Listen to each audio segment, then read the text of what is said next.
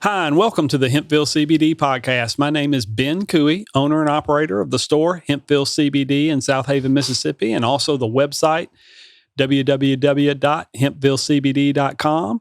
And across from me is the man that makes everything work, Derek Michaud. How are you this morning? I'm good, Ben. How are you? I'm doing great. So look at it, everyone that watches this show. It changed.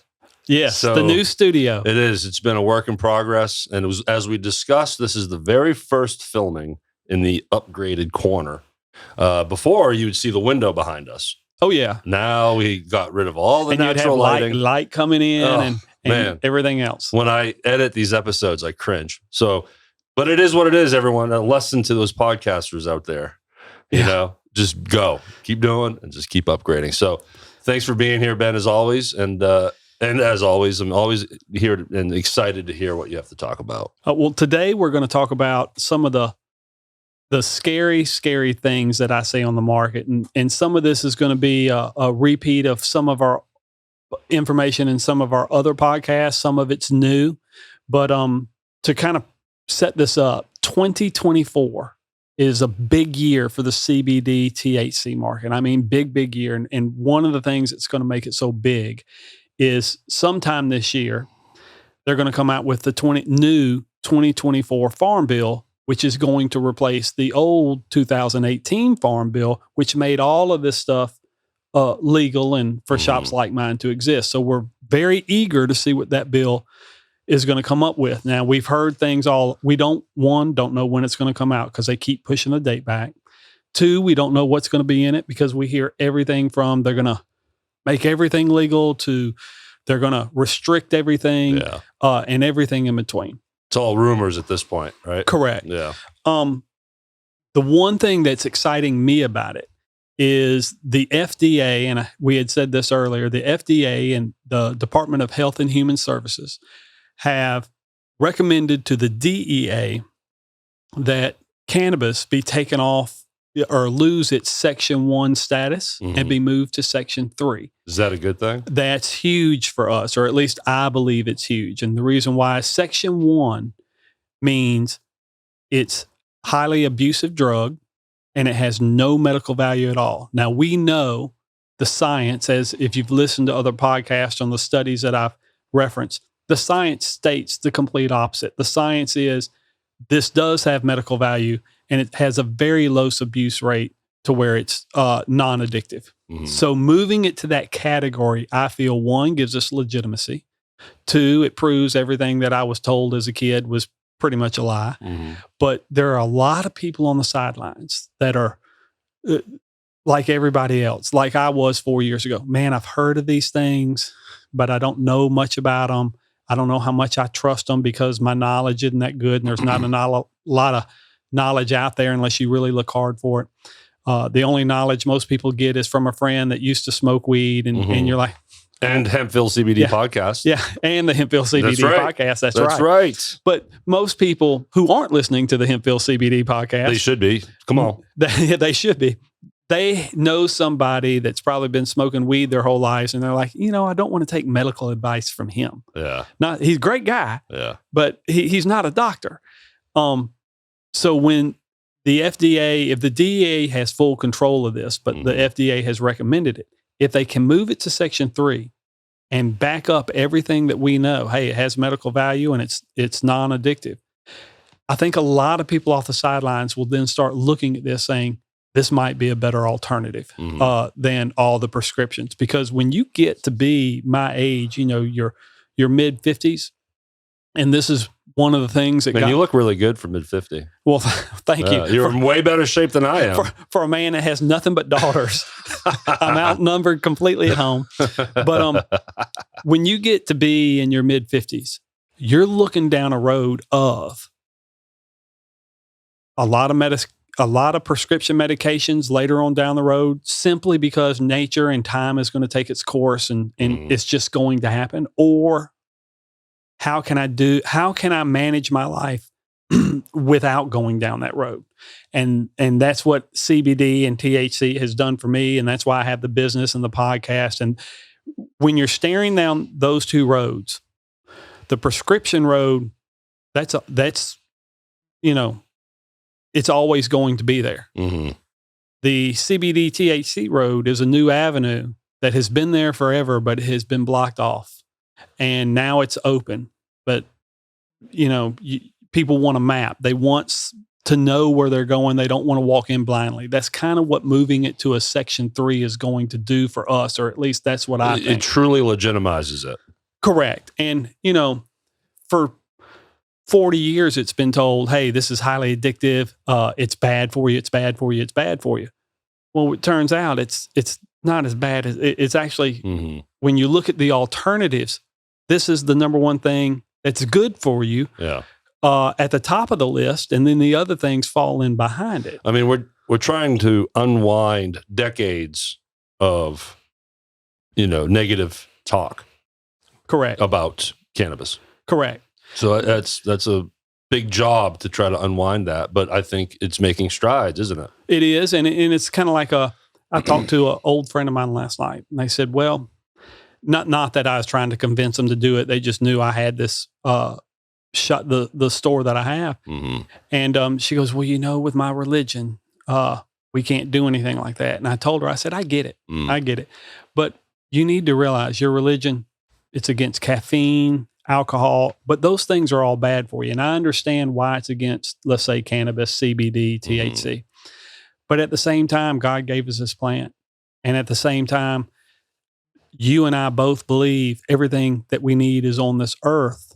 We just got to figure it out. Yeah. And I said, the difference is, hey, I have a religion too, and I believe in God, but I think this is part of the piece of the puzzle of managing your life as you get older or even younger, but doing it all naturally versus prescriptions. I understand why her religion says you can't do it, but I think as we get older, or as this person gets older, as generations start cycling up, as news become more and more public, and like I said, I'm in my 50s, so I look at this person, I can see them at 65 or 70 if they're still around going, hey, I might want to give this a try. Yeah. It just takes time, depending on your situation. Now, another thing, we're hoping they move it to a Schedule 3.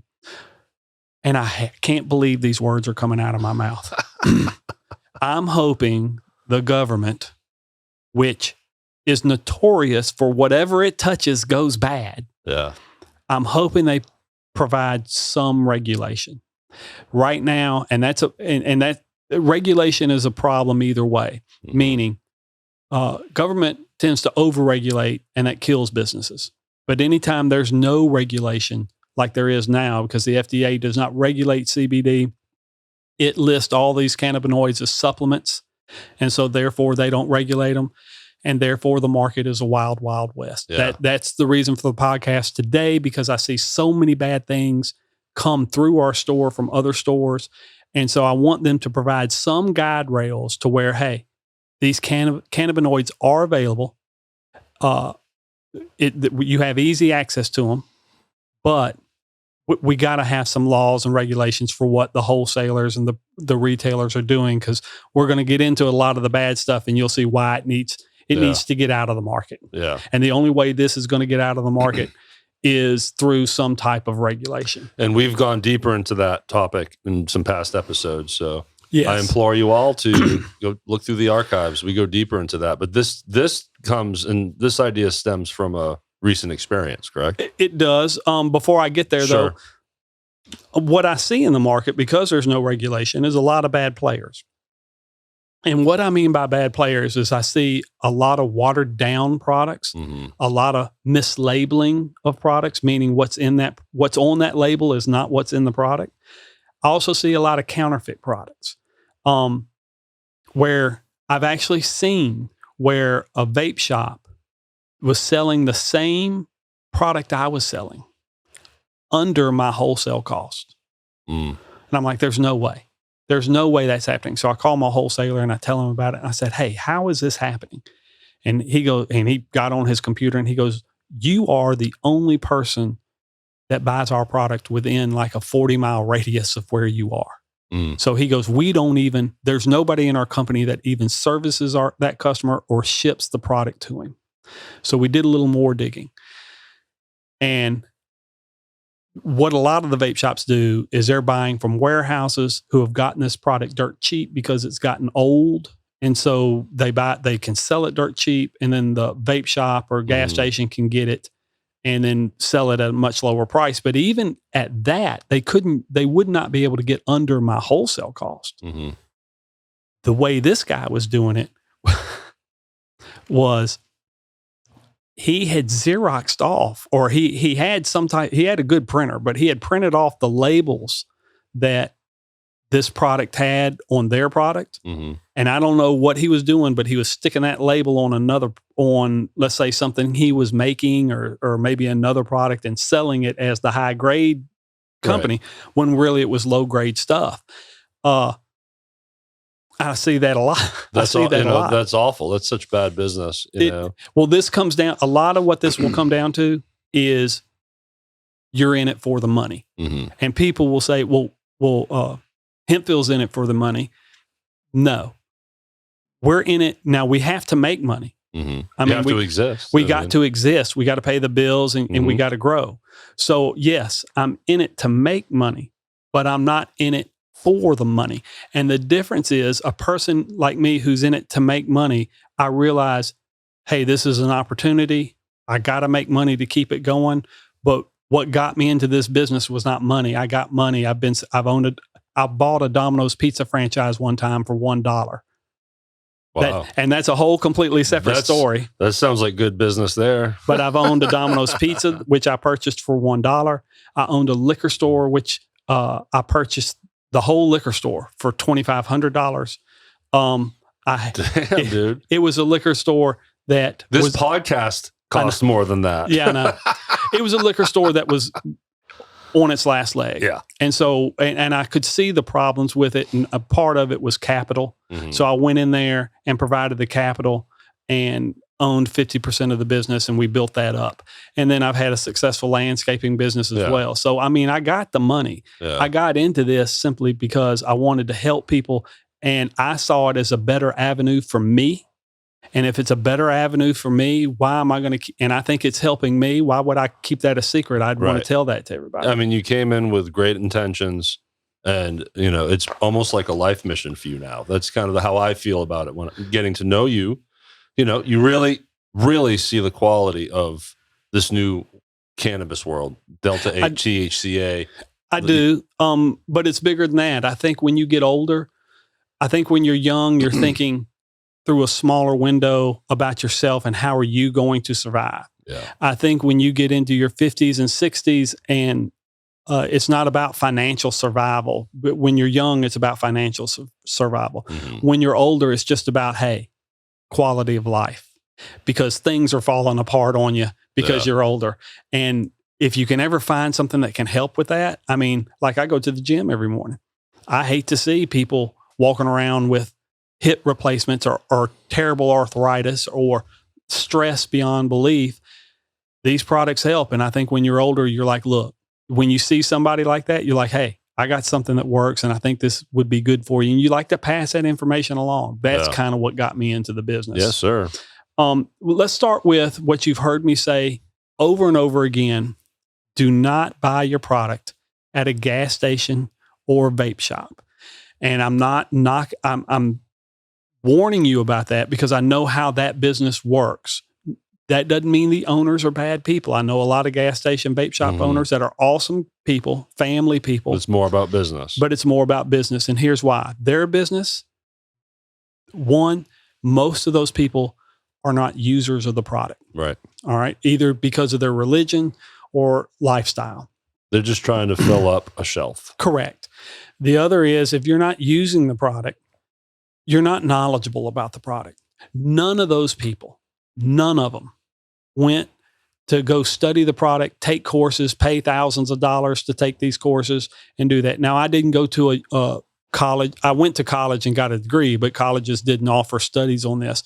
I went to a separate school, online. It was an online school, but the people who were doing the training were all PhD doctors or physicians who work in the medical cannabis field. So I'm getting a higher level of education, even though I'm not in a technical university.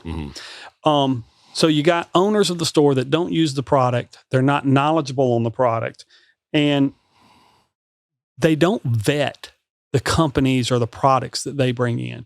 And that brings me to what happened to my store this past week. And this is what's dangerous out there.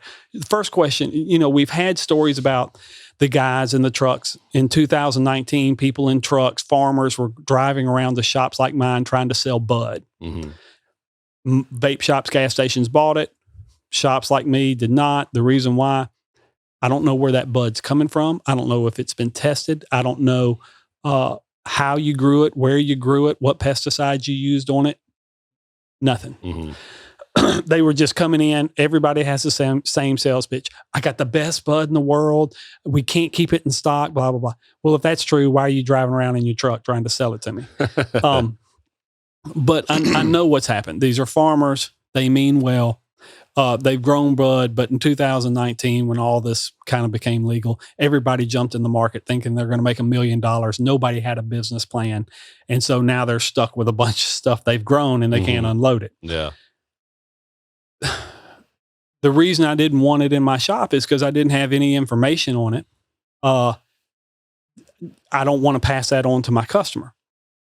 I'm not in it for the money. I'm in it to make money, but I'm not in it for the money. When you're a vape shop gas station, you're like, yeah, we'll bring it in. That's lower than all the other things I've seen as far as cost. I can make good margin on it. Bring it in. They're not, like I said, they're not using it. They're not vetting that company, and they are not knowledgeable about the product. That's a dangerous combination. The other story that we've talked about was also right at the end of 2019, 2020. People were coming into my shop going, I bought some CBD at a gas station or a vape shop. And we had this complaint a lot. And the people were like, it was making my heart race. It was making me shake uncontrollably a little bit. I really didn't like it. It's like I got the jitters really bad. Well, CBD does not do that. That's a clear sign that whatever you took that said CBD on the label had something else in it. And after a couple of months, after we started getting complaint over complaint, the law enforcement came in to the gas stations, and whatever that product was, they made them take it all down. Because I think it was mixed with something like, it was either mixed with spice or it was mixed with something like spice. And that is not CBD. That is CBD mixed with something that's going to harm you. And then, of course, I think a couple of weeks ago, we talked about the father in New Jersey who went into a gas station and bought what he thought was an energy shot called Neptune's Elixir. And then like 15 minutes later, as he's driving his little girl to school, he basically has a heart attack or something like a heart attack in the car, and he can't get out of the car, and the ambulance had to come get him. And it turns out Neptune's Elixir had a drug in it that was very similar to heroin, highly addictive, and he was having an adverse effect to it. I can't imagine why. Yeah, but you got to ask yourself, like every other customer that hears these stories, how do these products get on the shelf? How are they available for consumption and sale to the general public? I'll tell you exactly how, because it happened to us. Last week when I wasn't in the store, usually I get 20 sales reps call me, email me per week. Rarely do they come by the store. Usually when they come by the store, door-to-door salesperson, that's usually a red flag, not meaning those are bad people. It usually means it's a smaller company, and so that's why they're having to have somebody do it door-to-door. Right.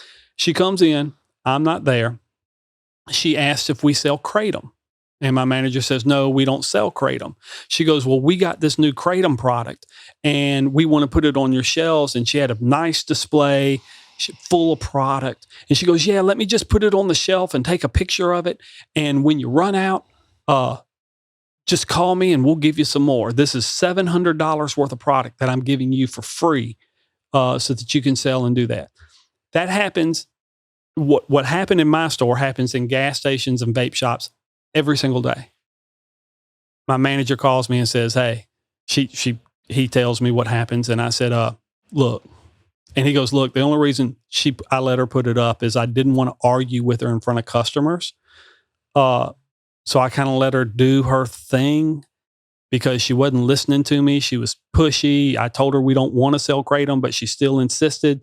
So instead of fighting as other customers come in the door, I said, hey, just set it up, take your picture, and we'll deal with it later. And I said, take it all down. Put it in the back, take it all down. Were you happy with that decision though? No, I wasn't. And I emailed her back, politely said, look, we don't sell kratom or nicotine products because they're addictive. And so we stay away from things like that. And you feel free to come by and pick it up. I understand, I get you're trying to make a living, but this product is just not for us. Yeah, it doesn't fit. It's just not your place. It's correct. Not what you offer. What I wanted to, that's the professional version of me. Yeah. Really what I'm thinking is, one, this is my store. I decide what products get put on that shelf and what products don't. Sure. In no way will a sales rep decide what products my store carries because it's my store, not your store. I'm responsible for what I'm selling to the customers, not you. But here's where it gets scarier. And this is why you have to avoid gas stations and vape shops because most of them, if a sales rep's going to come in and give you $700 worth of free product and a nice display, you're thinking, hey, I got no skin in the game. If the stuff sells, of course I'm going to reorder it because my customers want it. But if it doesn't sell, I'm not losing any money. So I'm basically getting my first order free and they just do it. They have no knowledge of it. The reason I took it off the shelf, other than, you can say it's ego, it's my store, I get to decide what's in there. But it's also, I've never heard of your company. Mm-hmm. I've not had time to vet your company. We don't sell kratom because it's a product. Some people say, oh, it's great. Some people say, oh, it's addictive. It's terrible. It does a lot of damage. All I know, I don't study kratom, but I do know when law enforcement comes in to communities and requires that the retailers of the community take it off their shelf because it's deemed that harmful to the community. I don't want that attention on me. I don't want to do that to my community or my customers. So we just stay away from it. I don't look at that as ego at all. That's not ego. That's just being a smart business person. But caring for your customers. Correct. Making sure that they walk in, they can trust everything that's on your walls. Well, it's back to it's knowing the game. It's knowing your business and what you're selling. Right. And like I said, started off with gas station and vape shops. They don't use the product. They're not knowledgeable about the product or the marketplace, and they don't vet those companies. And you can run into trouble because there are a lot of bad players in an unregulated market. And some of the gas station vape shop owners, I don't know if they understand that. Mm-hmm. With me, like I said, I've never heard of your company.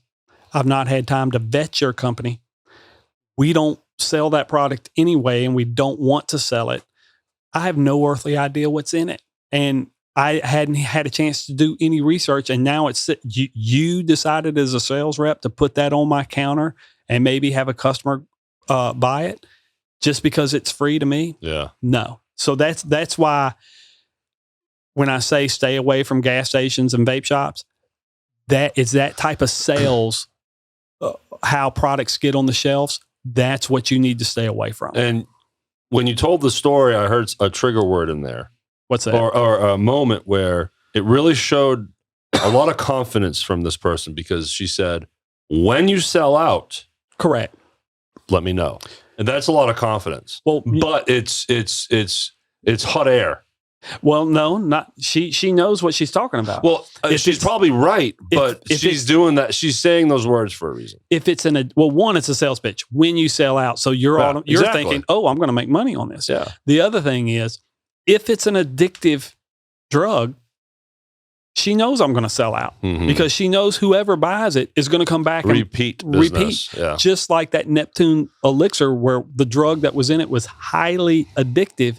That, hey, you put it on the shelf, it's just a matter of time. Eventually, enough people are going to buy it, and then they're going to come in and have to buy again because now they're starting to get addicted. But while they're getting addicted, they're going to tell some more of their friends, and they're going to come back in. Mm-hmm. And by the time they find out it's horrible and it's causing great pain to them, it's too late. They've been using it for way too long. Yeah. that is a dangerous road to go down, but that is out there in our market on an everyday basis. And that's what I'm trying to warn people of. And Now, we appreciate it, Ben. well, thank you. And I would make the same mistake as a buyer. If I was not in this business studying these things, I would do the same, probably make the same mistake, because as a buyer, you just understand the consumer side of things. You don't necessarily understand the retail side of it. And so you naturally think, well, if it's in the store and they're selling it, it must be safe. And a lot of the times it's not. Now, another thing we want to get into is we'll talk about the two top product segments that is sold. One is flower and bud. The other is edibles. Edibles is probably number one. So let's get into edibles, since so many people eat edibles. And I'll tell you about, I call this lady the Red Dragon Lady, because she happened to have, she came in, she had bought a package of CBD gummies from another shop, but her packaging had all the red flags. Like usually you see one or two red flags on something. This had every single one of them. It's like a football game with crooked refs. Oh, yeah. What you want to do when you're buying an edible is, one, your packaging should at least have an ingredient list of what that gummy or edible is made out of. All right. It should also have a milligram dosage on it of either how many milligrams are in the whole package or how many milligrams per gummy, or both. A lot of times they'll try to fool you and say a 10,000 or let's say 1,000 milligram gummy. It's not 1,000 milligrams. What they're really talking about is, well, we got 20 gummies in here, so you're getting 20 will go into 1,000. Right. How many times? 50. So you're getting 50 milligrams per gummy, but you're not thinking that. You're thinking, damn, I'm getting 1,000 milligrams per gummy. No one wants that. No one wants that. And 1,000 milligram gummy? I've had people come in. Whoa. And they'll bring in a big jar of gummies and they'll say 20,000 milligrams. And they'll be like, you got anything that's this potent? And I'm like, no, but I got to ask you one question. Why would you need something that potent? And they're like, well, this is 20,000. This is great. I'm like, no. Each gummy is not 20,000. You probably got 100 gummies in there. So you're getting whatever that mathematically comes out to. They're multiplying it. Yeah. Correct. Yeah. So you got to have, like I said, look for an ingredient list of what that gummy's made out of. You should have a milligram dosage on there as well. In the ingredient list, you would look for, is it made of hemp extract or hemp seed oil? Now that's huge. Yes, I remember this from a previous episode, and that's so fascinating because I get it. You know, back in the day, we used to try to smoke seeds. Yeah. It was awful.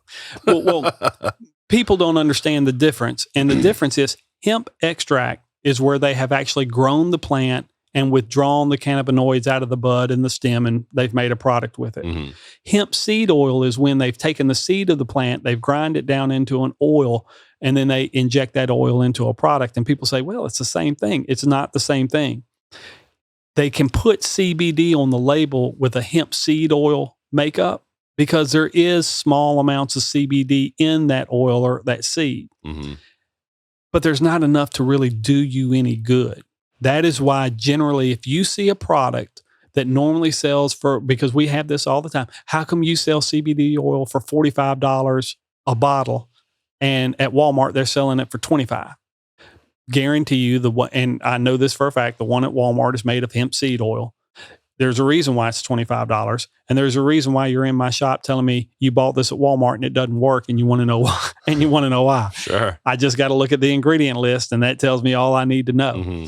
But also in this business, I see a lot of things that are overpriced and a lot of things that are underpriced, and you kind of get what you pay for, but you kind of want to hit right there in the middle. Mm-hmm. You don't want to be too high and you don't want to be too low. You want to be able to justify a fair price. But to a consumer, they're going to think I'm jipping them by $20 by selling it for $45 versus $25 at Walmart. Well, the product makeup is completely different. Mine is legit. Yours is basically make-believe and marketing. Yeah, you might have 2 or 3 milligrams of CBD, but it's not going to help you. That's why you're coming in here saying it doesn't work.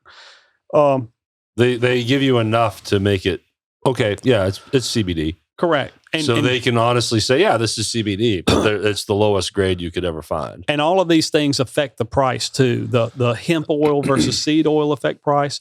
Also, broad spectrum versus full spectrum affects the price. And people who don't know the difference between the two, it's kind of like this. Broad spectrum would be like me fighting you with one finger. I could do a little damage, but I'm not going to do much. Just enough to make you maybe feel a little bit. Broad spectrum CBD is just CBD only. There's no other cannabinoids in there. Mm-hmm. Full spectrum is like adding multiple cannabinoids in there. CBG, CBN, CBC, maybe Delta 9 THC or Delta 8 THC, anything to put in there, THCA. So as you have broad spectrum, one cannabinoid CBD, broad spectrum, I can start adding those different cannabinoids, which will cause an entourage effect. You're going to get a much stronger effect out of it because there are more cannabinoids feeding off each other. And it's kind of like making a fist. I'm not going to do much damage with one finger, but if I can use all my other fingers, they can form together and make a fist, which offers a powerful punch. Mm-hmm. The same way multiple cannabinoids working together in a full spectrum product will offer a much better effect, more powerful effect than a broad spectrum. This also affects price. So when you're looking at price and you see something super cheap, you got to start looking for these things to see why it's super cheap. Another one would be QSR code on the back. A QSR code is generally there on the back of every product because you can take your phone and scan it. It'll pull up the COA, Certificate of Analysis, saying that this product has been tested and here are the results of that test. And you want to make sure the results match up with the labeling on there. There was a study done back in, I want to say 2019, where they said like more than 70% of the items online were mislabeled. That's a high percentage. Mm-hmm. But part of the reason for that is, unlike my store, which is a brick and mortar, and then we have an online store as well, it's easy to find me. A lot of these online stores a lot of them popped up during COVID when people were sitting at home. There's no brick and mortar. They just created a website. They're shipping in product from a wholesaler. They're selling it out of their house. It's drop shipping. Correct. It's drop shipping. And when something goes wrong or something bad happens, man, they can cut that off, develop a new website, and within 2 or 3 days be back up and running under a different name doing the exact same thing. Yeah. So you want to look for that QSR code to make sure what's labeled on that product is actually in the product. And then the last thing is research the brand that you're buying. I can't tell you how many people come in and say, yeah, I bought some CBDs last week at a different store and I wanted to try yours. Do you have anything that's like that? And we're like, sure. What were you buying? I don't know. What milligram dose? I don't know. How much did it cost? I forgot. All of those are things that are going to tell me kind of what he might have had. Mm-hmm. But you got to research the brand that you're consuming. How long have they been in business? Do they have professionals making their product, or is Joe Blow making the product? If they don't have a track record, look at the reviews to see the reviews, because if they don't have any of that, I would buyer beware. I'd stay away from it. Mm-hmm, for sure. Because with the Red Dragon lady, as I cover all those talking points, her package came in and she asked if we carried this brand. And all I remember on the brand is it said CBD gummies and it had a big red dragon on it. And I looked at her and I said, no. It must be good. It must be good. And I told her, no, we don't carry that brand. But I see a lot of red flags with what you're showing me. And she goes, how so? And I said, well, one, just because it has a red dragon breathing fire out of its mouth tells me more than likely a professional like a doctor, pharmacist, or PhD chemist did not formulate this product. Mm-hmm. 2, there's no milligram dose. It just says CBD gummies. So how many milligrams are you getting per gummy? You have no clue. You don't even know if you're getting any. Mm-hmm. The scariest thing was flip it over on the back. There's no QSR code to show that it's been tested. There was not even an ingredient list of what the gummies were made of. You have no idea what these things were made of, and you're putting them in your body. You don't know if it has CBD in it. You don't know if it does have CBD. You don't know the milligram dose. You don't know who formulated it because there's no company name on this package. You know nothing about it other than it costs you maybe $20 or $25 at the vape shop. That is just buyer neglect, customer neglect. It's also the business owner's neglect. And that's what you get in a lot of these shops because they don't know the business. They allow that product to stay on their shelves because they don't know any better. This is a great topic because going back to what I said earlier about unwinding generations and decades of the thought process on this industry. Well, I'll speak for myself on this. When I go do groceries, I don't look at the ingredients ever. Yeah, I know there's a lot of people don't. I know there's a lot of health people out there for sure that do, and I get it. And I'm not saying that we are all that dumb, but I am. No, it's but you know what I'm saying? So you're just trained like, oh, okay, great, cool, price. You know, that's how I buy my food, you know, the generic or whatever. And I don't look at that. So if I was to, without knowing you, wanted to try some CBD or whatever, and I saw the dragon, I would have bought it. Just look at CBD. It looks fun. You know, I wouldn't have known what to look for. And that's the point of the podcast is the educational part is like me before I got into this business. I would have heard of these things. I would have said, nah, I might try it now that it's legal. I'll go ahead and try it. I would have no idea how to shop as a consumer because my whole life I've been told stay away, you know, don't learn anything about it. Stay away from this. It's bad. So as a consumer, I'm walking in completely blind, not knowing anything, not even knowing what to look for. And that's how we train our staff because we knew 90-something% of our customers are walking in the door like that. So that's why it takes 2 to 3, maybe 4 months of training in my store before I let you loose on your own. Simply because that educational curve is long and it's curvy. And I mean, it's a big old curve. Yeah. You have to be able to, in a small amount of time, be able to shorten that curve for the customer, give them the information they need, the correct information, and not just sell them a product. You're selling them a product, but you're protecting them because you're asking them, hey, do you take high blood pressure medication? Do you do this? Do you do that? Because all of those will affect the effect of the product.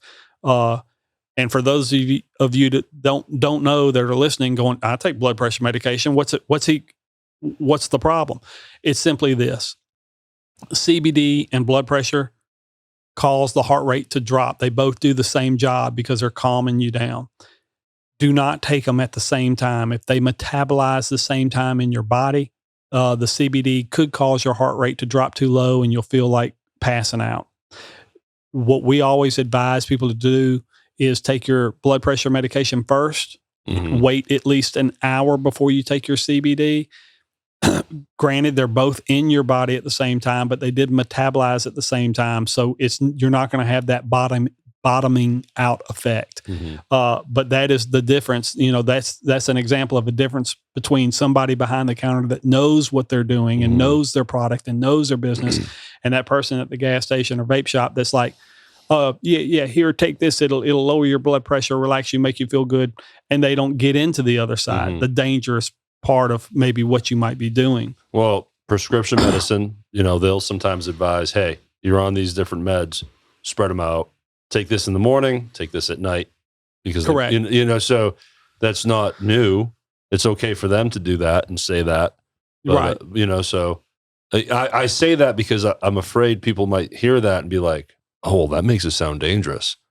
No. It's just using it smart. Just like a doctor would tell you, heart medicine in the morning. I'm just making this up. Heart medicine in the morning, cholesterol at night. You know what I'm saying? Like, so I think that's, you know, a good piece of advice. It's like anything else. The product is not dangerous, but if you don't know how to use the product, you could misuse it in a way unknowingly that could be dangerous. For instance, I'll give you a good example. Have I ever had a glass of alcohol? Yes. Have I ever had a Red Bull? Yes. I'm stopping both. I used to mix. But The I don't. alcohol in Red Bull. I go to restaurants and they have bars in them, and I see people get like alcohol mixed with Red Bull, and I'm thinking, why would anybody do that? Well, I can answer that. And please tell me. So, have you ever heard of the drink or a shot called Jaeger Bomb? Yes. Never had one, but I've heard of it. Jägermeister and Red Bull. When you're 22 years old and full of piss and vinegar, it's like liquid crack. It makes you get a buzz and you're starting to feel a drunkenness, but man, it just makes you want to party because of what's in Jaeger already has that effect. And then you add Red Bull to it, dude. Oh. It was the party drink in my 20s. Now you make me want to go try one, which I'm not going to do. Dude, but do you like black licorice? No. Then you won't like Jägermeister. Okay. Because to me it looks like you got a downer, the alcohol, and then you got an upper, the caffeine. Yes. And they're pulling your body two different directions. I don't want to go that way. I don't know the science of Jägermeister, but it's known. The science of Jägermeister. I don't read the label. Ben. Right. But there's an effect from that particular liquor that does amp you up already. Yeah. It's different than a so whiskey you're amped or a up vodka. And feeling good at the same time. Yes. I mean, that's great. And then you add fuel to the fire with the Red Bull. The other thing I would think when I'd see people order this is there's just no way that can be good for your body. I mean, it might feel good. I was so healthy then. I woke up in the morning, would go jogging. It was never bothered me. Not. No, I would think you'd feel like crap. Oh, God. And of course, you're in your 20s and you're binging and just being irresponsible. So that's a whole other story. But yeah, that's a Jaeger bomb. Oh, gosh. Well, I'm glad I missed that while I was in college. Now, we've talked about edibles. We've talked about gas stations and vapes. And probably the next most popular thing is bud and flower. Mm-hmm. And bud and flower is real easy, but it can be tricky. What I see the most and what I hear customers talk about is, I went to this place and man, they brought out this big 1-gallon jar of bud. I mean, it was huge and they weighed it out for me and everything. And they put it in a jar and gave it to me. So I know it's good. Just because they weighed it out and gave it to you doesn't mean it's good. What happens is it's kind of like a little bit of deception. How many people have seen a huge jar of bud? Not many. So when you pull that out and say, I'm going to give you some of this and put it in this jar, you're focused on that big jar of bud and you're looking at going, ooh, this looks good. Also, when all this stuff became legal, most people weren't too eager to learn about it. They just wanted to get it. They see the quantity and they equate that with the quality. Correct. And like I said, they're eager to get it because it's not been legal for years. Mm-hmm. They're going to worry about how to shop for it later after they buy it. So when they bring that jar out, it's kind of like a little deception. It's a distraction.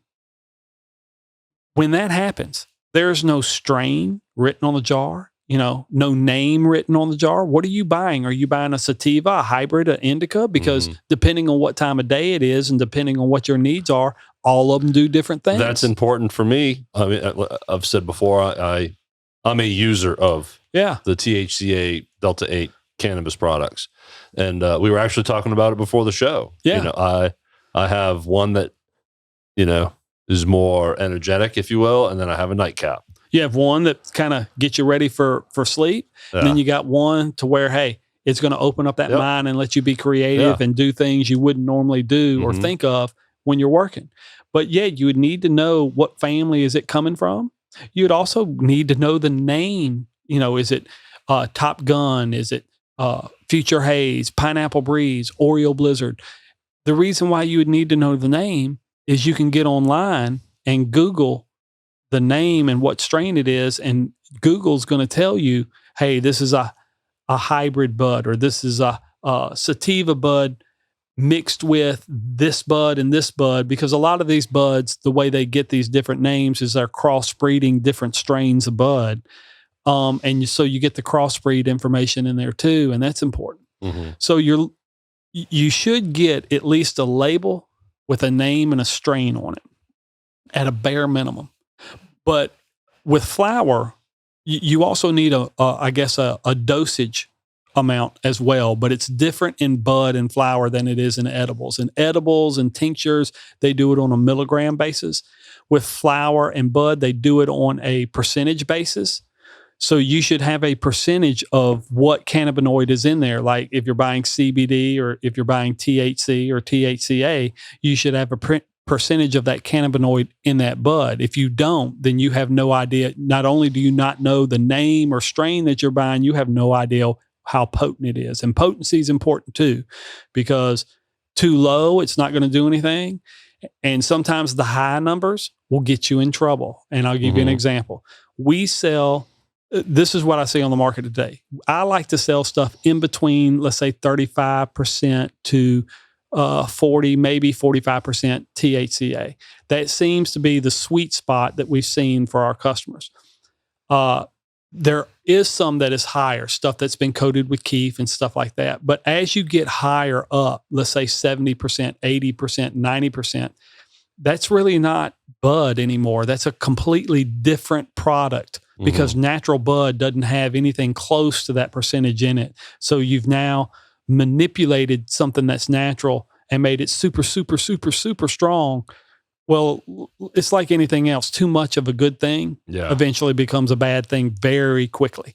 So you don't want to go necessarily for the highest amount, but what I see on the market and why there are not labels out there and why there's not percentages and strain names out there is what a lot of these people are doing. If they're not buying, I don't think the people in the trucks with their bud, I'm sure they still drive around, but not nearly as much because I hadn't seen one in a couple of years. What they're doing is they're buying, their wholesale cost on that bud is probably around $1,200 a pound. And for those of you who don't know, that's super duper low. I'm paying anywhere from the quality of bud that I get, and I hear it from all my other wholesale. Oh, you're overpaying. Oh, this is bad. No, I'm paying anywhere from $2,500 to $3,000 a pound. 2.5 to 3 times more than my competition. I'm selling it for the same price, about $35 an eighth. Some people are a little higher, some people are a little lower, but the quality within that range, I beat everybody. But what they're doing is buying $1,200 a pound flower. The percentage of THCA or CBD in it is going to be low. It's going to be somewhere in the teens, like 18, 19, or maybe somewhere in the mid 20s at 25. I have a ton of people say, we got the best THCA flower. We got the best flower. It flies off the shelf. What percentage is it? It's 27% is our highest. 27% is our highest. I'm like, man, you're not even scratching the surface to where I am. Well, what are you getting? I said, we sell right at around in between, let's say 35 to 40%. No way. And I'm like, yeah, I've never seen anything like that. I'm like, yes. And we got the COAs to back it up as well. And I don't tell them the farm that we're getting it, but I at least tell them kind of the region of the country that we're getting it from, which is California and Oregon. And these are people that have been growing for generations, unlike people that have grown in, let's say locally, that have been doing it for a year, maybe a year and a half. So they're not that experienced. They're buying low-grade stuff, putting it on the shelf, selling it for a high-grade price or what the market will bear. You're getting a little buzzed off of it, and you're thinking it's good until you walk into my shop. When you walk into my shop, you see professional labels. Yeah. You see not only the name, Oreo Blizzard or Future Haze, you're seeing the family that it's from, Sativa Indica Hybrid. It has a percentage of what percentage of THCA or CBDs within that bud. And, you know, there are other things to look at other than percentage and the labeling. I mean, if you're experienced in it, you want to look at the bud size. You want to look at, you can't touch it, but you want it to be sticky, but it can't be too sticky because then it's not going to grind up. It's just going to turn into mush. Good point. You don't want it to be dry because if it's dry, it's probably old and it's just going to fall apart on you. It has to have just a little stick to it. It should have a strong smell to it. If it's in glass jars, it's better than plastic because glass preserves it a little bit better. That's interesting. I would have never thought of that. I didn't think of it either because in the beginning we had it in plastic and it would get dry really quick or right? And then I learned, hey, glass jars tend to preserve it a lot better. Yeah. And so we moved. It was more expensive to move the glass jars, but we were able to do that without raising our price, simply because it's all about quality. Yeah. You know, you can take a hit on the margin that you got on a product as long as you're increasing the quality of it, because if you increase that quality and give it enough time, customers are going to notice. And then you'll end up, in the short run, it might hurt you a little bit margin wise. In the long run, you'll end up selling more of it, and it's going to help you because you're putting out, customers are going to see. One of the reasons we're open on New Year's Day and some of the holidays that most people are closed for is because I know my competition's closed, and I'll go work that shift. I won't make one of my employees will do it. I'll go work it so they can have time off with their family. But it's great marketing for me because I know my competition's closed. Their customers are going to be out looking for product. So they're going to be forced to come to me just to get them in the store. And every single time they walk in the store and they go like, oh my gosh, this is completely different than what I'm used to. And I'll ask them, what are you used to? And they'll tell they like, you got labels, you got percentages, y'all know your stuff. It all looks beautiful and it's cheaper than what I'm buying. And it's kind of like what you said before I met you. You were buying some vapes from a local shop. And then when we met, we started to do the podcast. I sampled you some of the vapes that we've got. And you said, you know, it's night and day. The stuff you're giving me makes the old stuff I was buying look like toys from a cereal box. Yeah, there's the hardware aspect too. Like the actual vape, the hardware itself was better. And I realized, I was vaping out of a toy. Yeah, and most of the hardware is coming from China. Sadly enough, it's coming from China. But you also want to make sure that if it's coming from China, the hardware is probably going to break on you. What's really important is, where is the cannabinoid coming from? Yeah. It should be coming from a U.S. grower. Some people are, to try to get stuff cheaper, they're getting it either in Europe or they're getting it from other places. That's scary because you see what China's doing with the fentanyl. They're making the fentanyl in China, giving it to Mexico. It's coming across our border. It's killing people.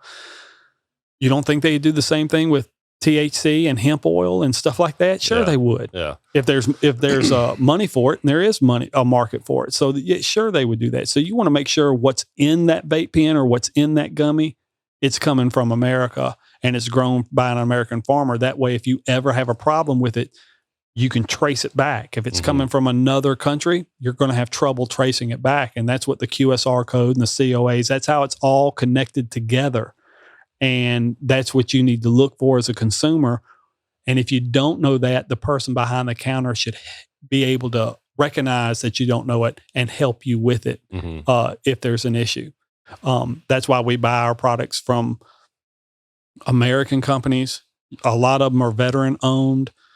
Most of them, if not all of them, have professionals on staff, like a doctor, pharmacist, PhD chemist formulating the product. Of course, with the bud, you don't have that. You're not going to get a doctor out there growing bud. With the bud, you're looking for experience. Yeah. How long have you been doing it? What's your process? How do you grow it? And if they have a long track record, that's usually a good sign because they've been in business for a long time. If they've only been in business for a year or two, they're just trying to figure it out. And so that's what we'll end it today. I hope in conclusion, I hope all the listeners out there, I either said something that is going to help you as a shopper or consumer out there on the market, or that at least you learned a little something today that's going to make you a better shopper. Please, if you're on YouTube watching our videos, like and subscribe. That is what keeps us going on social media. It's such a simple thing to do, but it's so important to us because that's like gold in social media world. And thanks to those who have subscribed, because we have noticed a growth. We appreciate you. We're putting out a lot of shorts that get a lot of views. So you're there for us. Thank you. Keep it going. Correct. We've grown. We've shown growth every single week, and it's been good growth. So yes, thank you for all those people that are out there. Also, for those people that do listen to the show, we do have a special. If you decide, hey, you want to check my website out or look at some products, you go to www.hempvillecbd.com. We do have a coupon code for you just for being a listener to the show. The coupon code is HV as in Victor, P as in Pony, HVP. Better yet, but how about Hempville Podcast? That's what it means. HVP 20. Nice. The 20 is for 20% off. You just put HVP 20 in the coupon code box. It'll knock 20% off your order. And that's not a one-time use. That's coupon code simply for being a listener or a subscriber. You can use it every single time you order because we're trying to build a community here, but we're also trying to provide the best product at the best price as well. People always ask me, how come you don't have a rewards program? Usually a rewards program works with us overcharging you, and then if you've bought enough from me, I'm going to give you some of your money back. Yeah.